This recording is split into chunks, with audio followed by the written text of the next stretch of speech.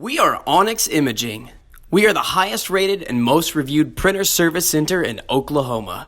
Hey there YouTubers, it's your girl Brett over here at Onyx. Today I'm going to show you how to change your toner on a Brother MFC 7440N. So, this specific printer takes a TN330 or a TN360. The TN330 is going to be your lower yield, basically has less ink. Your TN360 is going to be your high yield with more ink in it. So, open your front hatch. And then there's a little lever right here. Go ahead and grab that and just pull it out as gently as you can. Then you'll need to press this green button here. This is going to pop your toner out. So what comes out is going to be the toner. What the toner goes in, that's going to be your drum.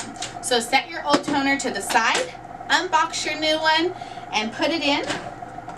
Just follow the guides, and once you hear it click, then you know it's stabilized in the drum. Go ahead and stick that into the printer. Shut your front cover. Then you should be good to go. If you're seeing issues with your printer, it may be time to bring it in for a service. Or if you're in need of any quotes or supplies, give your girl Brett a call and have a great day. We are Onyx Imaging. We are the highest rated and most reviewed printer service center in Oklahoma.